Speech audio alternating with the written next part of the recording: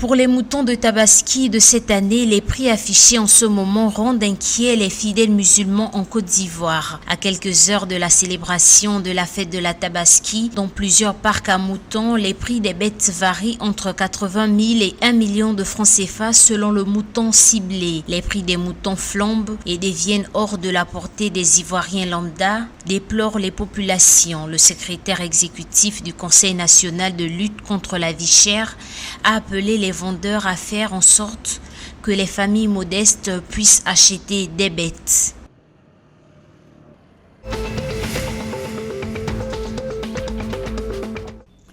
Accord de financement entre la Banque africaine d'import-export Afreximbank et la société mauritanienne Al-Mahahia. Ça, dans l'optique de développer l'industrie laitière en Mauritanie, Afreximbank a accordé un financement à hauteur de 19,6 millions d'euros. Ce financement va permettre la construction d'une usine locale de transformation et d'embouteillage de produits laitiers pour stimuler le secteur laitier local et les chaînes de valeur associées en Mauritanie et contribuer à la modernisation de l'industrie. L'accord a été signé en marge des assemblées annuelles d'Afreximbank tenues du 18 au 21 juin dernier au Ghana.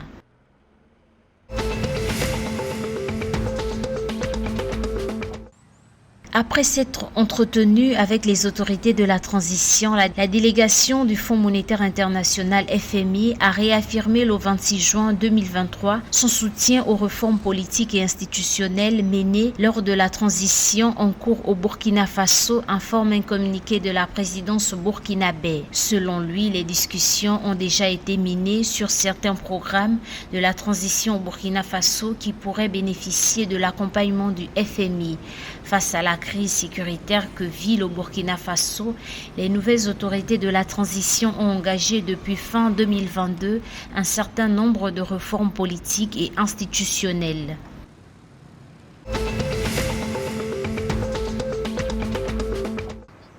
Le Sénégal connaîtra en 2024 de bonnes perspectives de relance économique.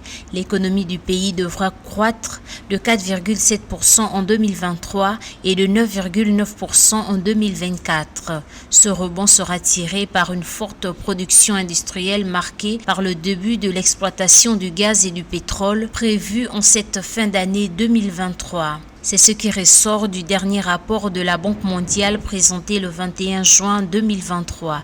La Banque mondiale indique que les recettes de hydrocarbures et les efforts de mobilisation des recettes devraient contribuer à la réduction du déficit budgétaire du Sénégal de 3% du PIB d'ici 2025.